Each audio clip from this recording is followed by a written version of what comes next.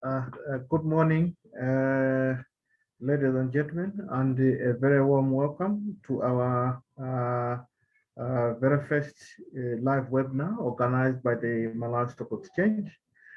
What I'd say that we were quite excited and honored that you are spending your morning with us.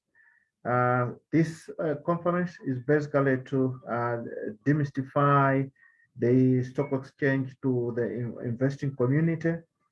It has been prepared with you in mind for you to know, actually, especially during this time of the COVID pandemic, it has restricted our physical interaction with the public, but we still considered it vital that we find ways to interact with you and share knowledge and insight pertaining to the operations of the Malawi Stock Exchange.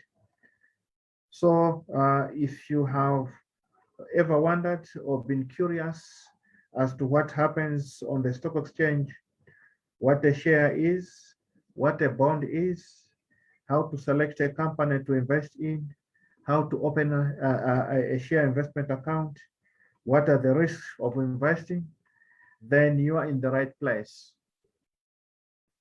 We have engaged a panel of experienced and knowledgeable people, and these are stockbrokers that will make presentations giving an overview of the stock market.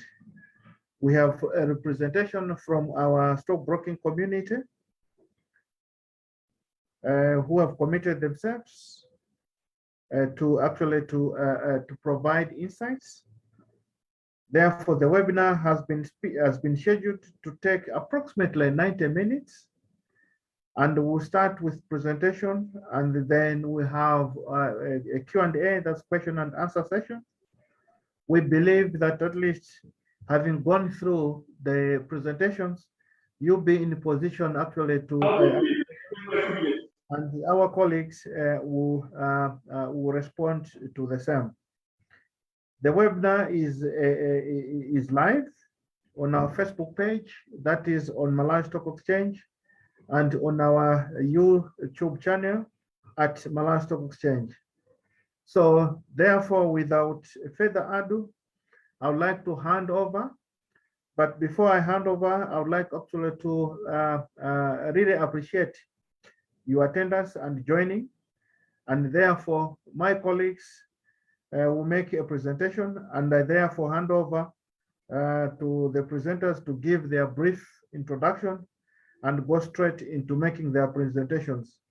I therefore wish you all good and interactive session, and may God bless you all. Thank you.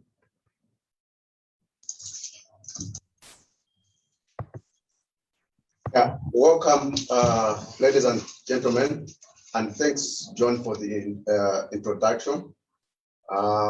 Before we can proceed, I would like to do some introductions. My name is Noel Katsakumanja, the CEO for Stockbrokers Malawi Limited. And on my right is a lady. She's going to introduce herself. My name is Tafazo Mwawa. I'm a dealer from Continental Capital Limited. And on my left is a gentleman who is going also to introduce himself. My name is Rosan Saulos. I'm the operations manager for Malawi Stockbrokers Limited.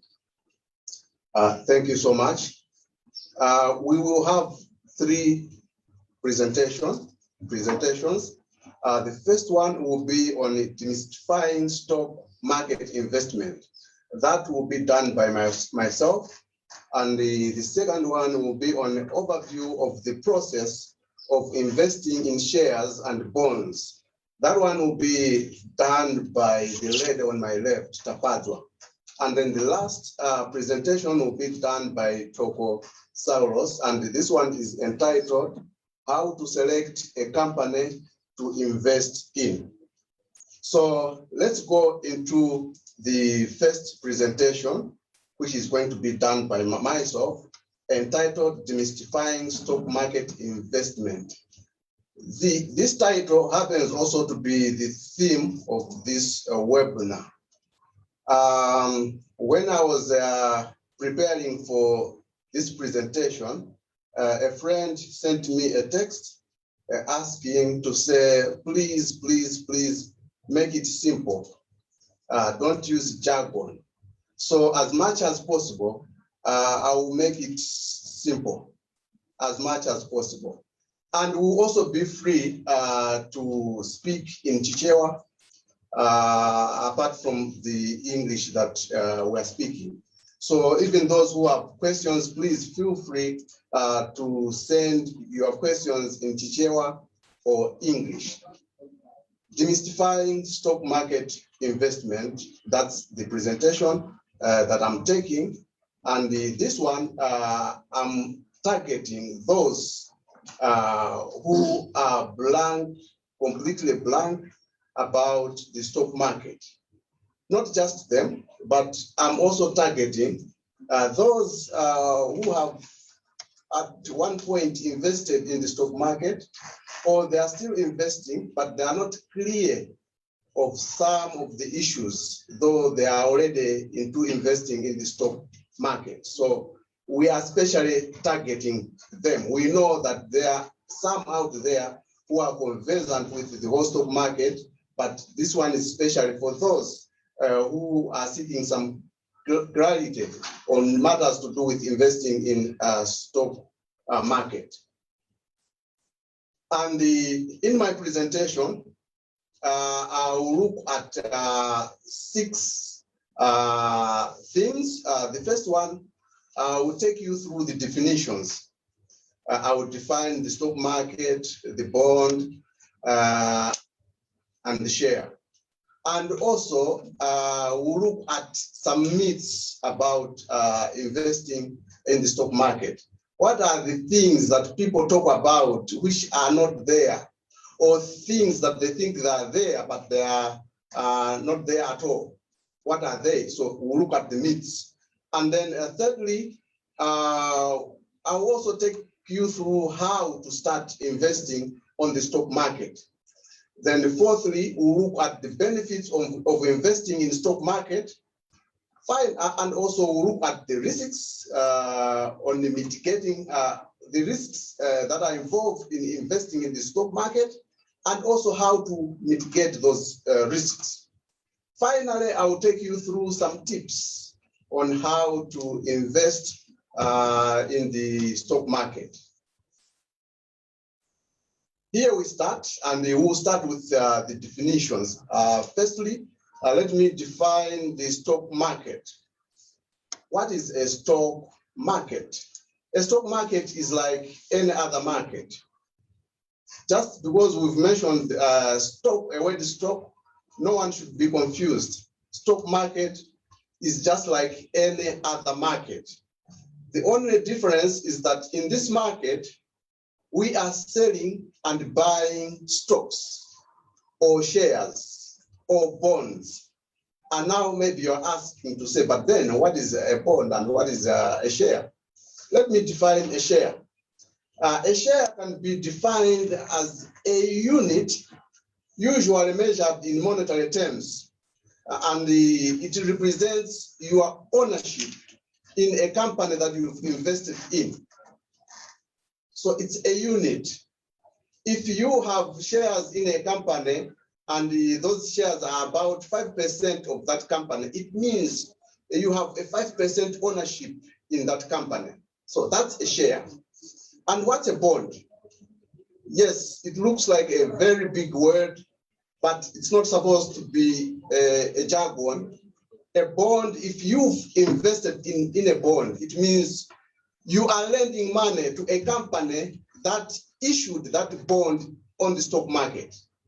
So if a company is looking for some money and wants to borrow, it can come on the stock market to invite members of the public to buy a bond. So a bond is simply a debt obligation.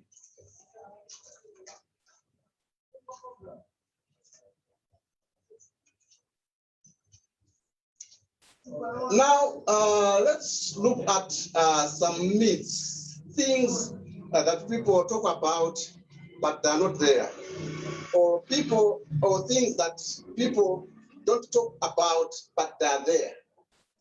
Firstly, there's one myth where people are used to say the stock market is only for experts and big investors. This is not true. The stock market is for everyone, and that includes every Jim and Jack. It's just for everyone. And we have many who have invested on the stock market. Many. If you have never invested before, you are just one of those, but I invite you to join the others to invest. You can start with a very small amount. And there's also another myth, which says the stock market is a very high risk and unsafe place to invest. This is not true at all. People forget that when you are investing in stocks, there are companies behind those stocks. So actually, you are investing in a business. If you are buying a share for a bank, it means you are investing in a bank. So how risky that investment is depends on how risky the business behind that share, that stock or bond is. So it's not straightforward to say, in general, the stock market, investing in the stock market is risky or unsafe. It's not as that. It depends on what share or bond you are investing in. As an investor, you always have to decide and choose. Take the safe investment, the investments that you think are safe. Take the investments that you think are not risky. Then another myth reads like this. Some people usually they say that you need to start with a lot of money.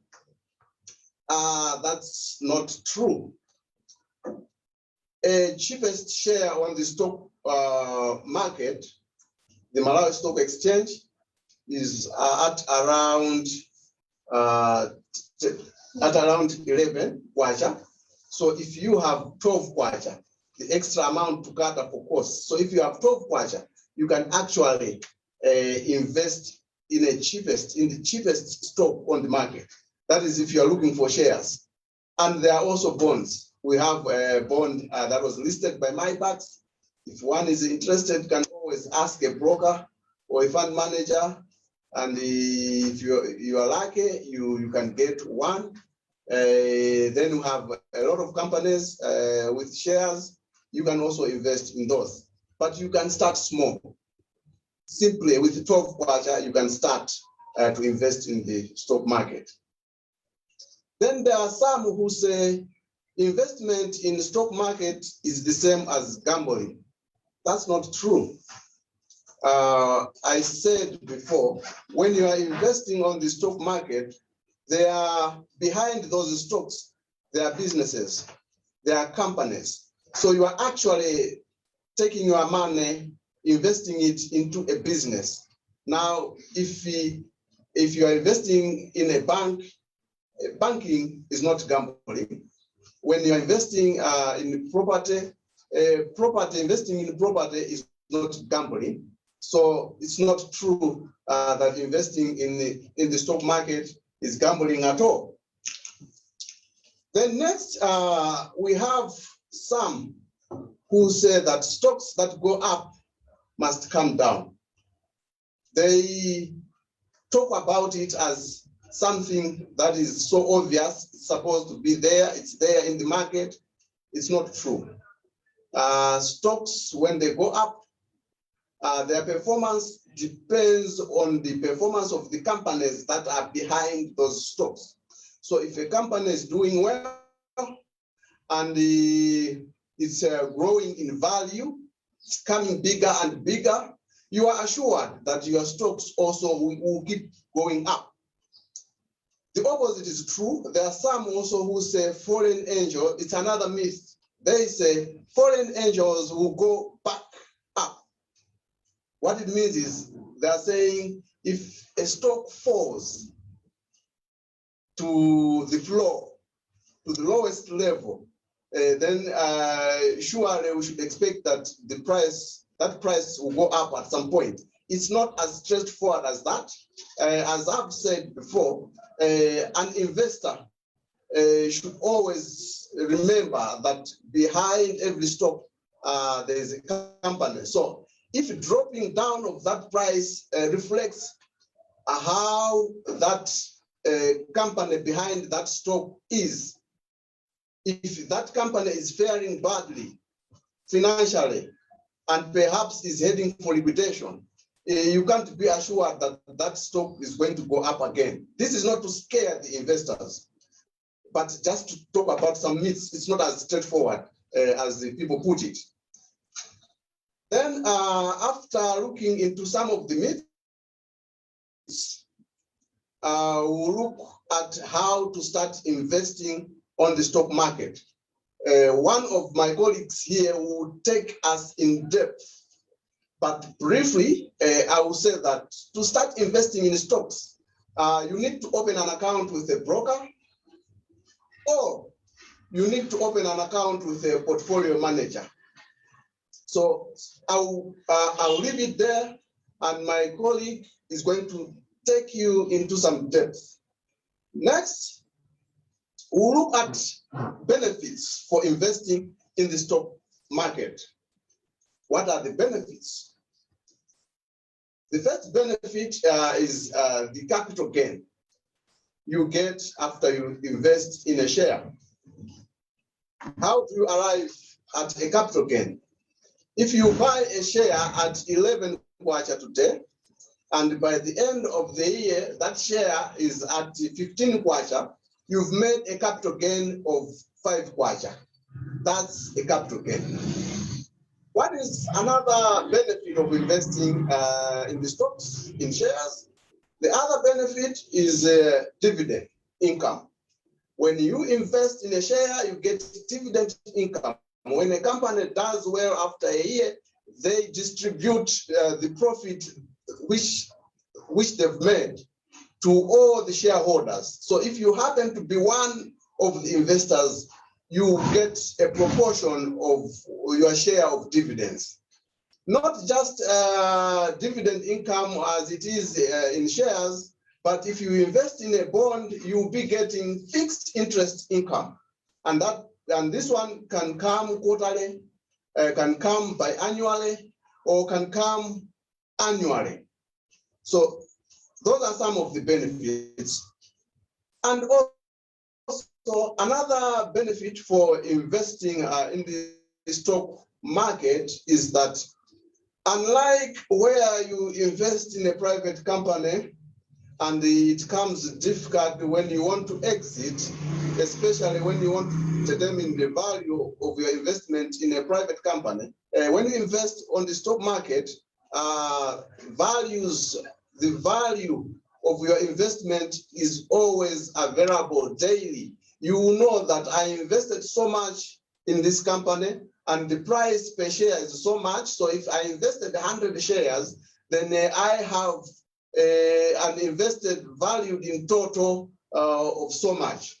So it's clear and straightforward. Next, the other benefit, where I've touched on this one, but the other benefit is that it's also easy to dispose. I touched on this, but I'm just emphasizing it's easy to dispose. You want to sell, you want to exit, you just go to your broker, you go to your fund manager, I want to exit from this company, then you'll be able to exit. The market is always there ready for you to take up your shares that you want to leave in the market.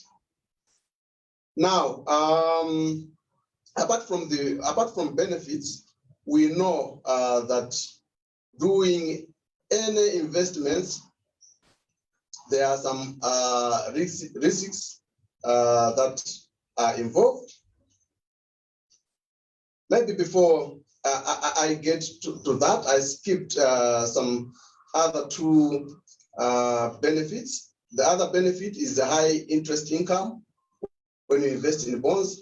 It's like when you invest in any other debt instrument, in the or not on the stock market, you will find that the interest that you get from there are lower than when you invest in a bond on the stock market. The other thing is it's easier to mitigate risks when you invest on the stock market by simply diversifying, investing in a bank, and then some investment to go, say, in property and so forth. Then let's look at risks that are involved when you invest in the stock market and how you mitigate those risks. One risk is on fluctuation of stock prices. A price can be at 11 today and can be at 10 tomorrow, and then can be at 15 on another day. But it's good when you have a long-term target for investing in the market. If you are investing for long-term, it's good because the fluctuations that you encounter on the way, they do not matter. What matters is where you will get to at the end of a period. Then there's also another risk, like when you invest in a fixed interest rate bond, you find that when interests are going up in the market, in the money market, your interest will stay fixed, will remain fixed. So if interests in the market are going up beyond what you are getting in a bond, it means you are losing out. That's also one of the risks.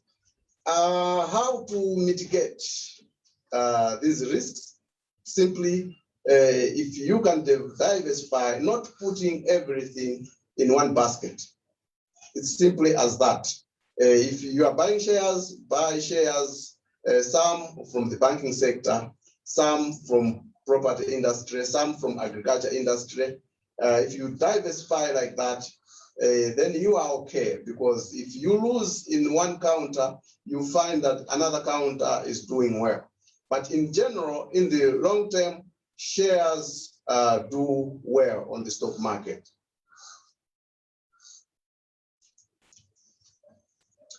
Now, I'll end with providing the viewers or listeners with some investing tips. The first one, I'm saying, and I've also already mentioned it, avoid putting all your funds in one counter or putting your eggs in one basket. I talked much on that one. The next tip is that aim to buy shares when the price is low and sell when the price is high. This is not a strange principle. If you are going into any market, you are looking for things that are looking cheaper. You will not buy when a house is expensive. The price on a house is expensive. A price on any commodity is too high. When you think it's too high, you will not buy. You will buy when the price is low. That principle also applies in the stock market. The other tip is that you should be planning ahead for panic times. When you are investing in stocks, it should be clear to you as to when you want to exit from that investment. What will it take for you to exit? What are the things that will compel you to dispose your shares? These things should be known in advance. If you know them, everything is clear, and it comes time to exit, you are not under panic. You are not just following whatever speculations are in the market. It's clear to you that I'll enter in the market in this counter because of this, and I'll exit because of this. I'm investing in this company because of this, and I'll exit from this company because of this. One well-known investor, Warren Buffett, said, success in investing doesn't correlate with IQ. What you need is the temperament to control the edges that get other people into trouble in investing. I'll stop it there and move to the next bulletin, which is the next tip. This one says that you may need to seek professional advice before investing. When you are not sure, we have brokers who can provide advice. We have fund managers who can provide advice.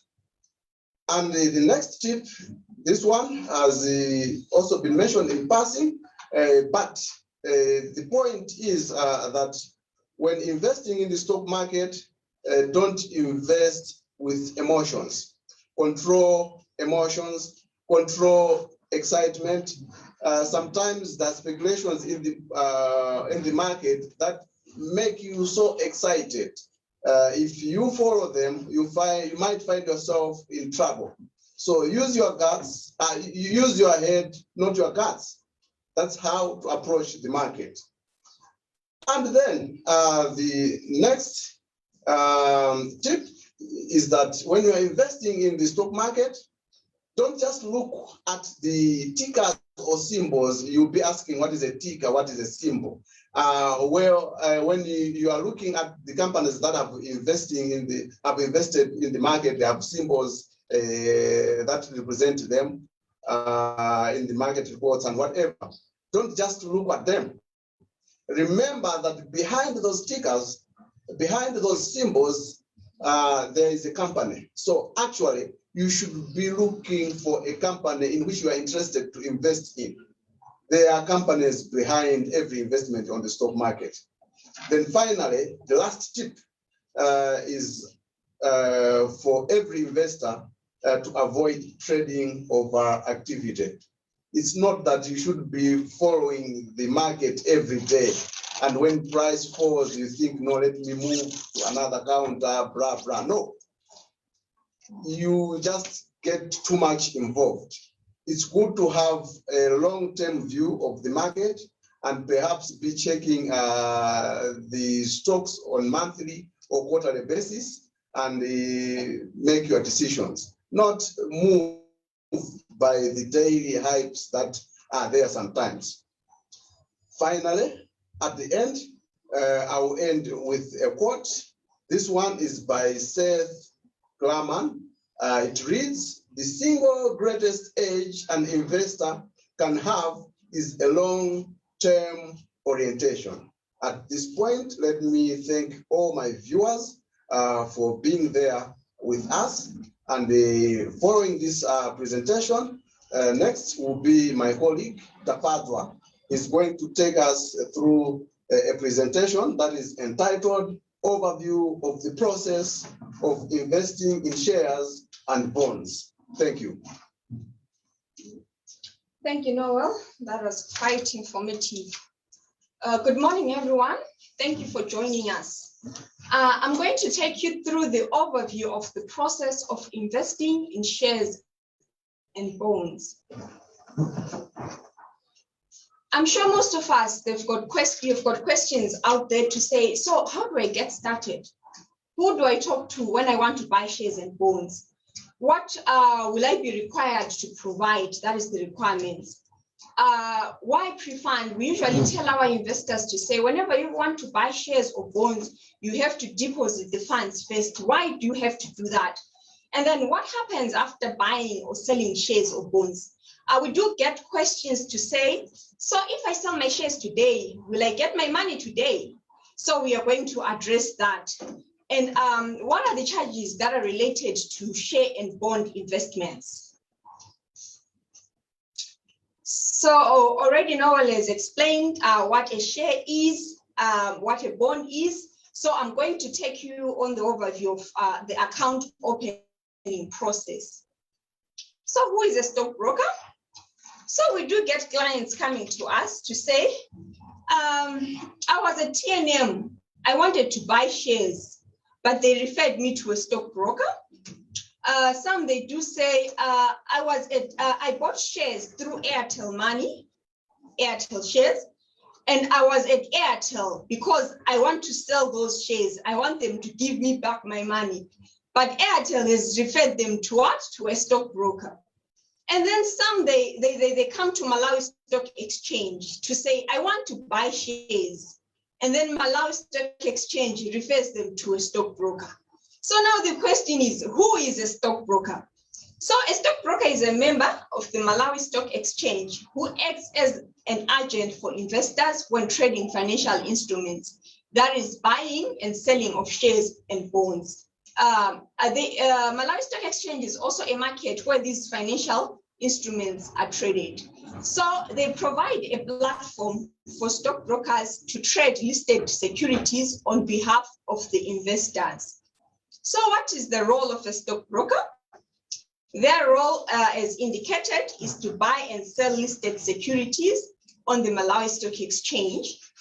We also provide guidance on investment decisions based on client financial goals. A lot of clients, they've got different financial goals, they've got different financial objectives. So we try to align their goals to the investment that they are going to make.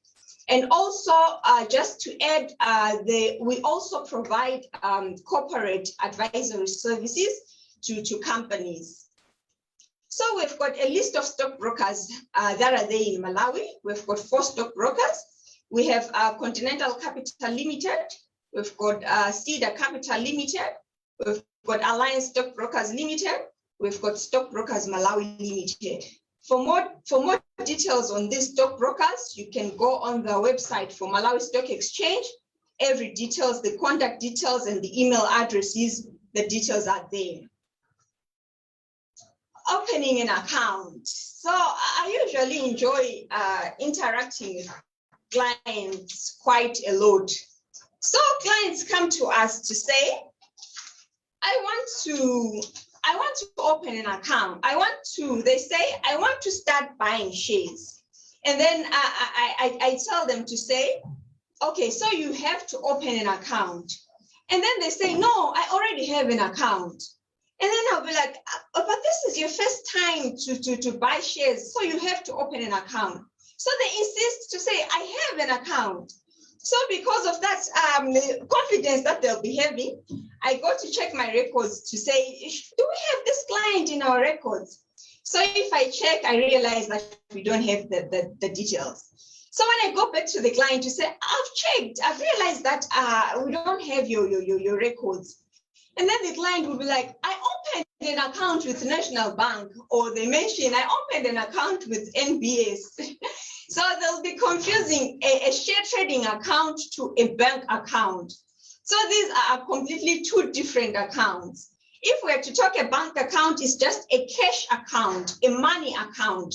If you're to request for your transaction statement, it will show you the deposits and the withdrawals. That's a bank account. But now when it comes to share trading and bond trading, if you are to request an account, it will show you the shares, the number of shares that you have in your account.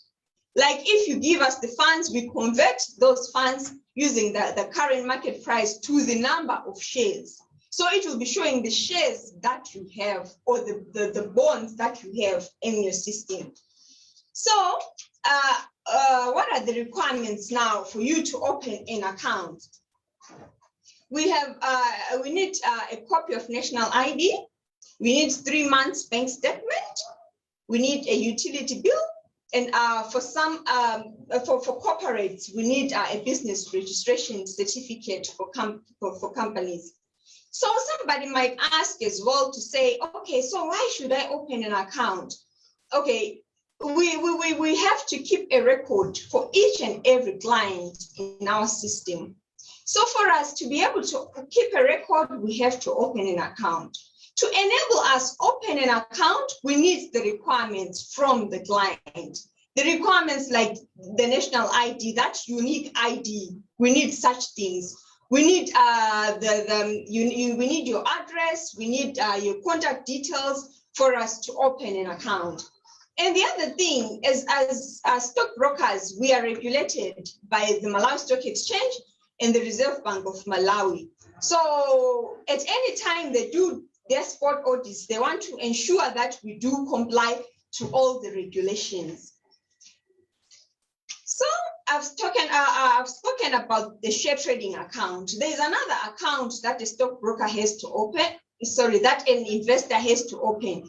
It's called a CSD account, a Central Securities Depository account, a CSD account. So a CSD is a system that is managed by Reserve Bank and is domiciled at Reserve Bank.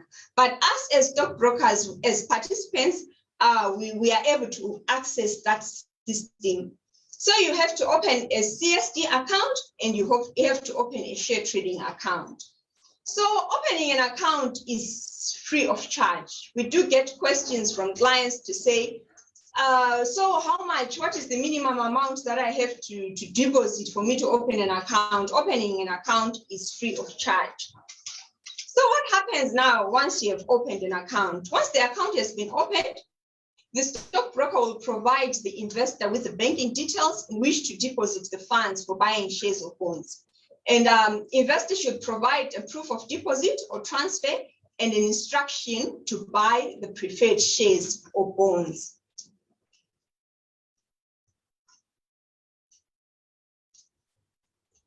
So we have what we call a settlement cycle.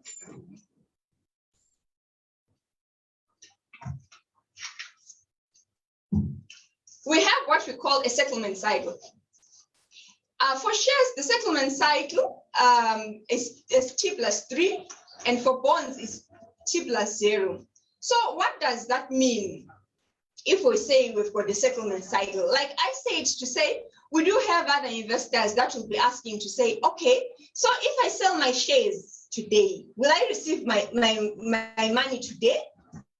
Or if I buy shares today, will my shares reflect in the system today? So it takes 3 days for if you're selling shares for you to receive the funds. And if you're buying, your shares will reflect in your CSD statement on the 3rd day. So that's what happens on settlement. Like, for example, today is on a Tuesday. So anyone who is buying shares today, their shares are going to reflect on a Friday.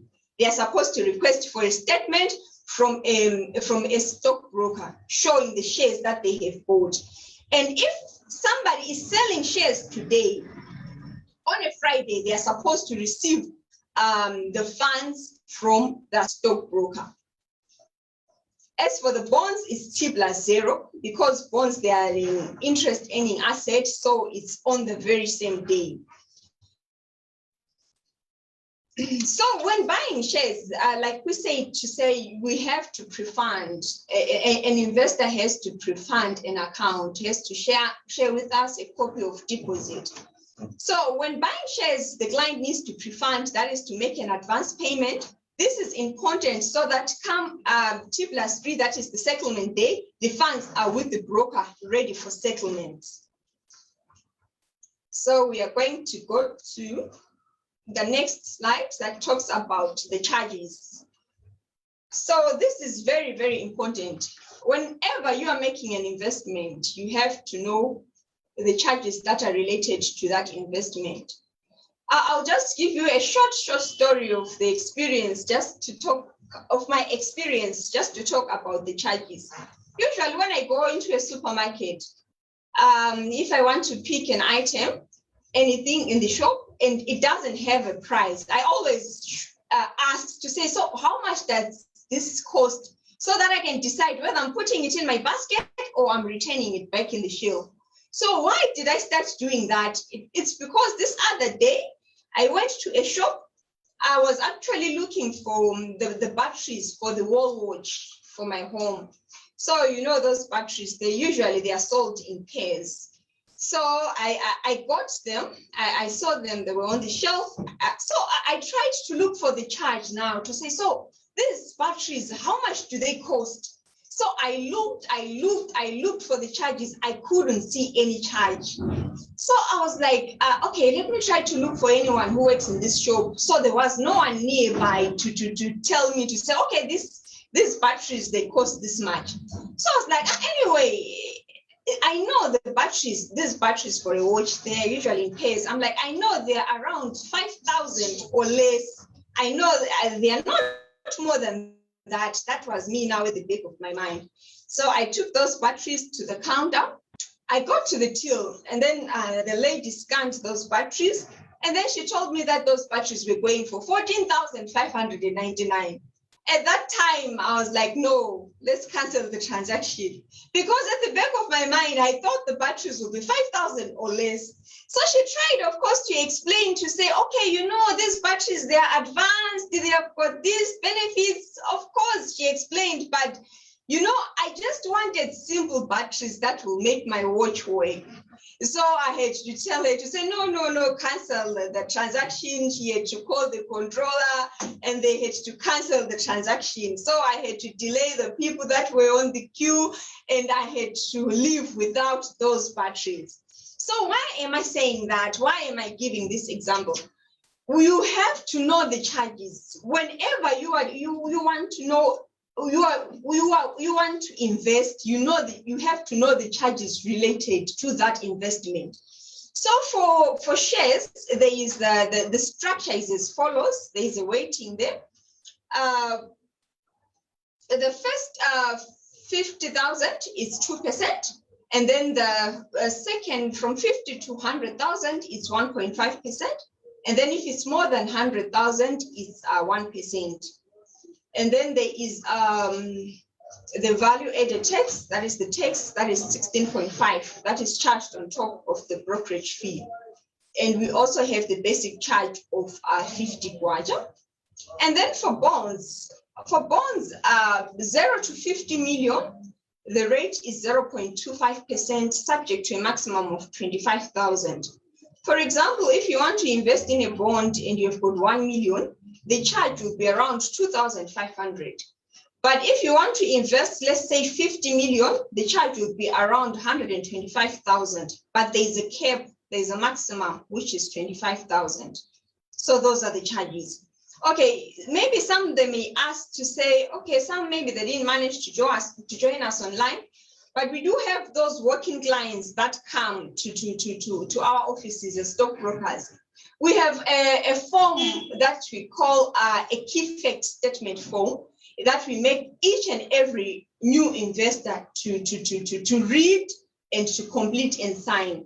That key fact statement form, it shows all the charges that are incurred when one wants to invest in shares. So we give that information beforehand so that somebody can make a decision.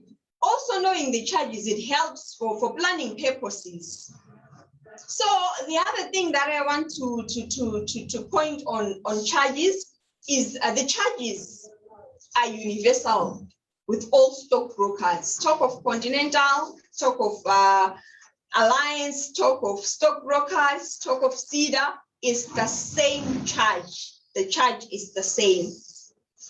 So I've got a very small example that I prepared so that you can just appreciate the charges that are there. So this example is for shares. So for example, investor X wants to buy 10,000 shares from ABC, a telecommunications company, at 10 kwacha. So the total value of those shares is 100,000. That is 10,000 shares times the price, that is 10 kwacha. So the total value is 100,000. So the first 50,000 will be charged at 2%. So that will be 1,000. And then the next 50,000 will be charged at 1.5. That will be 750. And then because this is just 100,000, we don't have anything over 100,000. So we add that 1,000 and 750, we get 1,750. And then if we are to add the basic charge, 1,750, to get the brokerage commission, we get about 1,800. And then we tax 16.5 on that 1,800. So the total commission will be 2,097. So if somebody, investor X will have to pay a total cost of 102,097 to buy 10,000 shares. So let's say if somebody wants to buy 1,000 shares, that will be 10,000 worth. The charge will be around 200 and something kwacha. That is the charge. So before I close with my quote from from Robert. I'll just make a summary. Maybe some of you just joined us late. So in summary, what I was talking about is when you want to get started in buying shares, you have to first choose a broker. Once you choose a broker, you open an account. Once you open an account, you pre-fund your account. Once you pre-fund your account, you choose your preferred shares or your preferred bonds. And then the last thing on settlement day, if you're buying shares, you have to receive your statement from the bank, from the broker, showing the shares that you bought in the CSD statement. And then if you're selling, you have to receive your funds from the stockbroker on the day. So I'll close with a quote from Robert Kiyosaki. It says, don't invest in what you don't know. Learn first, then invest. Get as much information as possible for something that you want to invest in. As Noel said in the presentation, he spoke about the risk, the benefits. Know about the benefits of that investment, know about the risk associated that benefit before you put your money in that investment. So learn, don't invest in what you don't know. Learn first, then you can invest. Thank you for your attention. Thank you so much, Tafazwa, for a nice presentation. And thanks so much our viewers for being there. The next presentation will come from Tokosaurus, the operations manager for Alliance Capital, Alliance Stockbrokers. And his presentation is entitled, How to Select a Company to Invest in. How do you select? Toko, take us through. All right, thank you. Much has been said by my colleagues on what the Malawi Stock Exchange is all about, on what shares are all about, what bonds are all about. Kumaine ndibanga za mashare zoka. Akuti nkuzopatiliza chizoka. Ndibanga za mene tingagulire mashare, chomwe mene tingasankhire kuti mashare ndi chani. Peter Lynch nanena kuti udziwe chomuli nacho ndipo udziwe chifukwa chomuli nacho. Know what you own and know why you own it. There's a reason behind that. I'm going to go into it. So we have already talked about the Malawi Stock Exchange. It started in 1995, opened business in 1996. Currently, we have 16 listed companies.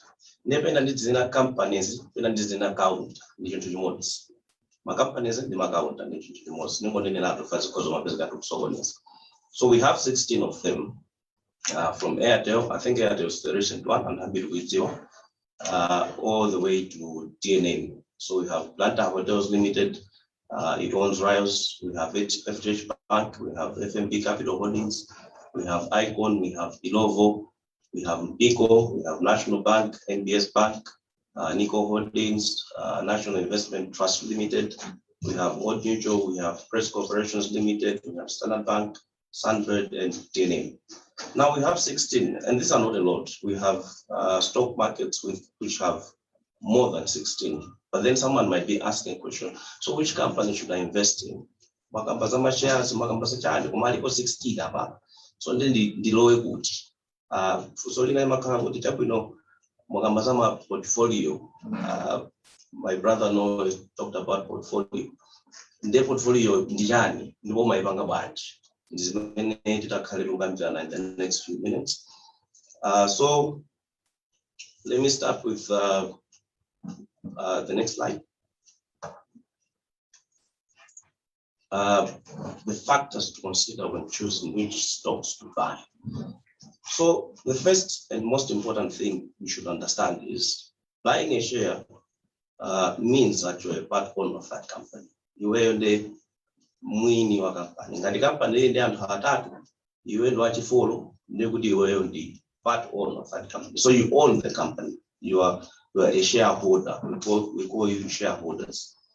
So when you're considering factors to consider when buying a share, I'm going to look at two. I've just summarized them into two. The first and most important one is the purpose of the investment. You need to know why you want to own the shares. Why do you want to invest your money? And the other thing is now the knowledge of the company, knowing what the company is and which company I will choose will depend on the knowledge of the company. Now let's look at the purpose of the investment. Chifukwa chenijeni chomwe ukufuna kupangira invest, which is the purpose of the investment. Yeah, so the purpose of the investment, when you're looking at an investment, it will help you determine the length of your investment, the nature of your investment, and thereafter it leads to you knowing which company or industry to invest in. I'm going to give an example. So there are two individuals that I want to look at. One is a young person, a young woman, less than 35 years old, maybe recently married. She's trying to create wealth. Now look at someone else who's, say, 50 years old. He or she is about to retire. I think retirement is in the 60s, but let's assume that you're nearing retirement. You're thinking about retirement. Now, so you are close to retirement. These two will have different interests when it comes to investing on shares or any other platforms. Because this 35-year-old or less than 35-year-old woman will be looking to increase wealth. This will push her to companies or counters which are going to make her purpose achievable. Whilst the 45-year-old or above person is trying to preserve capital, so it's just trying to save so that he should start living off the savings after he retires. Now, these two different purposes also determine which company or companies you have to invest in. Let's look at the next one. So there are also different types of investors in different ages. Some will be interested in income. So nikagula mashares iwa. Now these are what we call dividends. Companies pay dividends, which are profits at the end of let's say a year or half a year. So they pay dividends. So those are called dividends. Now someone who's interested in income, periodic incomes, but whilst holding in to an asset, which is a share, we'll have to look for companies which have a good dividend yield, good cash flow, and earnings to support those dividends that the company might be paying. You can also look at an investor that's looking for growth. So you know, as at 25 wants to increase his wealth. He's going to look for younger companies that are small, that are promising to grow, because these ones, as they grow, it is more likely that the share price will grow, so the capital gain will be as much. That also some that are just looking for capital preservation. These are companies that you buy, but the share price does not move quite often as a small or a young company. So the volatility of their prices is quite different. So these purposes will determine which companies you have to invest in. So the first and the most important one, know the purpose of the investment. Now we're going to look at the knowledge of the company. So you cannot be an owner of the company that you don't know what the company does. So you need to understand the business of the company that you want to invest in. So when you want to become a partial owner of the company, you need to understand the business. Otherwise, you're just setting yourself for failure. So there's a need to understand how the business makes money. This will include the products that the company offers or the services for other companies. You're going to look at the competitors. It's not that you're only company, so you're trying to analyze your own company. You're going to look at the competitors and try to see your competitive advantage over the competitors. You're going to look at risks involved in the business, the different risks that companies face, depending on the industry, depending on the company. You're also going to look at the management. CEO, I bought chair, Then you're going to look at the strategies of the company, the long-term and the medium-term strategies of the company. You will also notice that there are some investors that will not invest in certain companies because of their religious or personal beliefs. We have met these clients, they say, I don't invest in companies that do credit because it's against my religion. So you have to look at which company you're investing in, the products. If it is against your religion, then you let it go. Then after you are satisfied with, or when you have understood the companies, you now look at the balance sheet of the company. This is,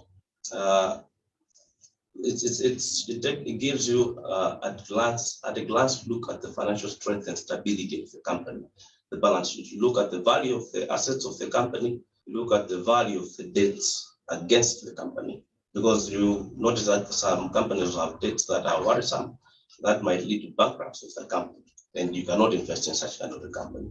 If you already invested in such kind of company, you have to sell off your shares. So it is important also for the investor to look into the cash flow statement of the company to assess if the company receives more than it remits. So the balance sheet will just help you understand the company. You understand if the company is going to be there for the next few years. Another thing that we look at when we're looking at the company or trying to understand the knowledge of the company, the next slide, is the company size. Now, this is something that is mostly ignored by a lot of investors. The company size is directly related to the risks attached to the stock. That's more, so how we understand size of the company is the capitalization of the company. You look at the market capitalization of the company. So small stock capitalized companies are usually young with minimal profitability. They're trying to grow. So these ones are high risk investments because you see that their share prices will usually be very volatile than a high capitalized company. So you also now have a mid cap company. These ones are generally there. They're there for some time. They're trying to create new products. They have already started generating profits, and in most cases, promising. So these ones pose a medium risk to the company. Whilst the high capitalized companies, these are there. They've been there for some time, and they're going to be there for the foreseeable future. So we also look at the company size. Next, we look at the fair price of the company. Now you have understood the business of the company, who's running the company. You have understood the nature of the company. You have understood the size of the company. Now you look at the price. You have now chosen the companies. So you have different companies that you have narrowed down. So you want to invest in one. Now this is the time to analyze the price now, because every company on the stock market has what we call a market price. But you cannot just see the market price and decide if you're new to say that I'm going to buy these shares, because the price might be overvalued or might be undervalued. Now, smart investors make decisions on share by comparing the current market price to the fair value of the share. Now, when the market value is less than the fair value, we do advise that you buy. If the market value is above the fair value, we advise that you sell if you're looking at buying and sell. But this is mostly for value investors. Value investing, which is more common on the national exchange, puts importance on the valuation of the company. So we use various metrics to determine whether the valuation is low, high, or where it should be. So we use what we call the price to earnings ratio. It's a simple matrix where you divide the market price over the earnings per share of the company. So the earnings is just the profitability of the company. You divide it by the number of the shares, then you're going to put the price divided by the earnings. If this one, what we do is if the what we will just call it the PE ratio, if the PE ratio falls below its historic average or the industrial average, then it is a good investment. It will be a good investment for you. But if it's above, then probably you don't have to invest. But you find that in some companies, there's a high PE ratio, but certain investors are still clinging to it. So this is because some some are anticipating that in the next few years or the next few months, the company will do really good. So we put a value to the future. So you will notice that the price will go up than expected. But this is just a metric that we use if we want to decide which share to buy in terms of the different companies that are there. The other one is what we call the price to book ratio. The next slide. This one compares the price of the stock to the net value of assets owned by the company divided by the number of their outstanding shares. So if you have, if the share price is 100, for example, and the net value of the company is 100 billion kwacha, and you have 100,000 shares, so the book value will just be the net assets divided by the number of shares, outstanding shares that are there. Then the price to book ratio just be the market price divided by the book value per share. So the higher the ratio, the higher the premium or the price that the market is willing to pay for the company above its assets. So a company is either undervalued or declining in business if the value is less than 1. So if the price to book ratio is less than 1, it's either it's undervalued. If it's undervalued, we advise that you buy. So you might buy that one. But there are different valuation metrics that are there. That's why my brother said it is best to talk to a broker. We cannot discuss everything here. So I would advise you also to contact the broker. There are 4 of us. Contact the broker or a fund manager that will be able to help you. In the next slide, I'm going to talk about creating a portfolio. Now, he talked about a portfolio from the saying that do not put all your eggs in one basket. So the same principle applies in shares. You have 16 companies. These are different industries. We have telecommunication, we have the banking, we have a conglomerate, which is press corporations. We have agriculture and manufacturing in local. So you will notice that, for instance, in this time of COVID, if you had all your shares in tourism sector, which is Sunbird and Blantyre Hotels, you will notice that your share price has been affected. Your value of the shares has been affected. This is why we say you need to have a diversified portfolio. So you buy shares by mixing different types of industries. So when you're doing, when you know the purpose now, you know the purpose of your investment, and you know what you want to achieve, you know the risks of the company, you now make a mixture of these companies so that you are able to reduce your risk on the stock market. So you don't need to have full exposure on one sector. You need just to invest. You mix different types of companies. You can mix large capitalized companies, small capitalized companies, dividend stocks, growth stocks, and value stocks. Then you're going to create a portfolio. I'm going to finish by saying that one of the biggest mistakes new investors make is by buying stocks blindly. A neighbor who anagula TNM, we get that. Our FDH, IBO, and FDH. You don't really know what FDH does. You don't even know what FDH is. So you're just buying blind. That will just increase your chances of losses and decrease your potential for profitability. So if you're considering buying a stock, educate yourself about the stock. Educate yourself about the stock market. It's very easy. And you have also to understand just the overall economy so that you're able to know what you do and how you're going to maneuver yourself around the market. But the most important thing is you have to talk to a broker, because these people went to school for that. So that is the everyday life. So I will conclude by saying that. Thank you. Thanks so much, Thokozani.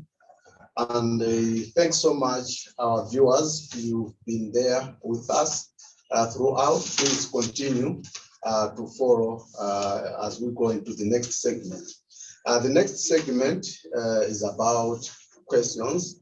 There are some investors that have sent their questions, and who want to respond to the questions that have been sent. So the first question is saying, is a share certificate issued for every investment? If so, what is the process? This one will be answered by Tafazo. Okay.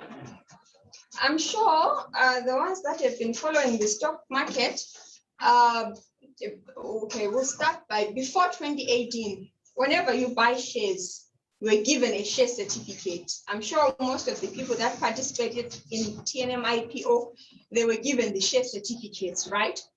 But in 2018, Malawi Stock Exchange went digital. By going digital, it meant that whenever you buy shares, they no longer issue a share certificate. What happens whenever you buy shares? The shares are in the system.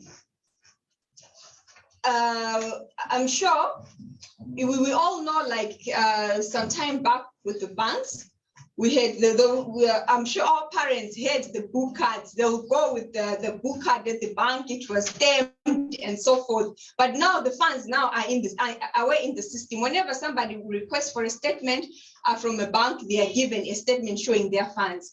So to answer the question is now, whenever you invest in the stock market, you are not given any shares. We do get questions like for some who recently participated in the previous IPOs like Airtel and FDH to say, I haven't received my share certificate. You're not going to receive a share certificate, but what you're going to receive is a CSD statement from the broker. So if you have got shares and they're in the system, just talk to your stockbroker. He's going to provide you with the CSD statement showing the shares that you have. Thanks, Tafatwa. You've answered so well. The next question reads, and this one will be answered by Ozan Saurosi. I'm reading. What is the first step to follow if I want to sell shares after holding? What's the first step? All right. So you want to sell shares now. You have the shares that you've been holding for some time. The first one is that we usually say is you need to assess if you have made a profit or not. Because you find that some clients want to sell just because they've seen that the price is falling below what they bought. So the first one is to understand why you want to sell. That's why we said you need to know the purpose of the investment. But if it has achieved the purpose of the investment, the process is very simple. You just have to contact your broker and you instruct your broker to sell the shares for you at the specified price that you wish to sell. Thanks to Ozan for your response. It's clear. I hope whoever asked it has got a clear answer. And then we move to the next question, and I will respond to this one. The question reads, is the legal framework not the impediment? I will say no. If you followed through all the presentations that we've made, you'll see that there are no any legal impediments. There are no any legal impediments. There could be maybe because of some other circumstances, but as the market is it's so open to everyone as much as possible, restrictions have been removed. It's as clear, it's as straightforward as it was mentioned. You go to a broker, you open an account, you go to a fund manager, you open an account, and from there you start transacting. It's as straightforward as that. The next question, here I read it, is there a regulator on share prices? Malawi Stock Exchange regulates the market, but prices move according to forces of demand and supply. Then the fifth question reads, how does withholding tax apply on shares? Well, if you invest in this year and you want to sell within a year, there will be tax, and this tax is not it's not well, it's withholding because it's withheld, but it's capital gain tax. So if you invest in a share with an entry price of 10 kwacha, and you want to sell within a year, and that share is at 20 kwacha, the difference between 20 and 10, that one will be subject to capital gain tax. A tax will be charged on that one. Then we go to this sixth question. This one will be answered by Tafadzwa, and I'm going to read it. How much control do we have on the account? If you open an account with a broker, if you open an account with a fund manager, how much control does one have? And then the one who is asking, it continues to say, can I transact without involving a stockbroker? Tafadzwa. Okay, we'll first talk about the control. Okay, the way the system is now at the moment, the broker has the control like over your account. Just like I said, to say if you want to request a statement, they can provide you with a statement. But the system that we use is, like I said, it's managed by the Reserve Bank. It's secured by the Reserve Bank. So I know a lot of people, they had the mentality to say, if I hold my share certificate, I have control of my shares. Now that the shares, now they're in the system, do I have control? Your shares are safe. No one can sell your shares without an instruction. For a broker to sell shares for a client, they have to receive an instruction by a client. No broker can sell shares without the instruction from a client. And then the other question was on, can I transact without a stockbroker? No, you have to transact through a stockbroker. Whether you're buying or selling, you just have to transact through a stockbroker. Thank you. Thanks, Tafadzwa. And I think that was clear. All right, I'm being told there are more questions coming. Then let me also read the next question. And this one will be answered by Toko. Here, I read it. It seems we have a few listed companies on the Malawi Stock Exchange, which means demand will always be high than the supply side. What is Malawi Stock Exchange doing to attract more companies to be listed? All right, thank you for that question. Let me start by saying it is not always that the demand is high than the supply on the Malawi Stock Exchange. The Malawi Stock Exchange, though small, has a market capitalization of over 2 trillion, which is a lot. However, they have strategies in which they want to increase number of listed companies on the Malawi Stock Exchange. You will notice that the past few years there was no listing on the Malawi Stock Exchange, but the strategy that was there has brought in 3 more listed companies. We're looking at Icon, we're looking at Airtel, we're looking at FTH, and there are more coming up. So the strategy is to make sure that companies are aware that Malawi Stock Exchange is a platform where you can be able to get cheaper capital. I think it is not a known knowledge amongst the companies in Malawi, but it is there. It is a strategy that they're doing, and they're reviewing it this year. So there should be a new strategy coming up at the end of this year. Thanks so much, Toko, for that response. And the next question, I'm going to respond to this one. I'm reading it. What is Malawi Stock Exchange doing to create the parallel market for small companies so that we increase the avenues of capital investments, as well as alternative for raising of capital for small companies.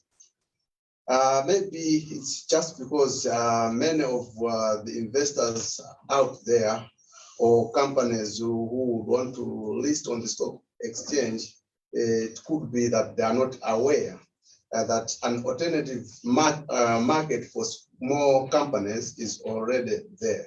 So for details, you can contact any of the brokers here, or you can contact the Malawi Stock Exchange directly. But an alternative market for small companies is already there, ready to list any company that is willing to get listed. Thanks. Our next question, this one will be answered by Thokozani. I will read it. And the one who is asking is saying, I did not get you clearly. Saying I did not get you clearly. When selling shares, do you sell them at current market price, or you decide it for yourself as a broker? All right. So when you want to sell a share, there's always a current market price of the company. So for argument's sake, let's say the current market price is 10 kwacha. So you want to decide whether to sell the share or not. So you come to a broker. The Malawi Stock Exchange has a rule when it comes to changing of prices, because you are at liberty to sell. I want to sell at a higher price than 10 kwacha, or I want to sell at a lower price than 10 kwacha. But the rule that they have is you cannot sell above 50% of the current market price in a single day, and you cannot sell lower than 15% of the current market price in the same day. So you are now at liberty to sell between plus minus 15% of the current market price. So if it's at 10 kwacha, but you want to sell at 12 kwacha, you instruct your broker, I want to sell at 12 kwacha. Your broker will discuss with you and put it on the market at 12 kwacha. If the market is willing, depending on the demand, it might be sold at 12 kwacha. But if the the demand is not capable of buying at 12 kwacha, then there are those situations where we have the shares for a long time. But you are at liberty to sell at plus minus 15% of the current market price on that single day. I think that's how I answer the question. Thank you so much, Thokozani. I don't know if we have any further questions from our viewers, our listeners. Do we have any extra questions? Or we can come to the end of this program. It looks like we do not have any further questions. So at this point, let me thank all the viewers who were there with us throughout. Let me thank my colleagues who are with me here. And the closing remarks will be done by the CEO for Malawi Stock Exchange. But will be done by, I'm being corrected, will be done by the operations manager for the Malawi Stock Exchange. Thank you so much. We want you to be with us again next time. Thanks.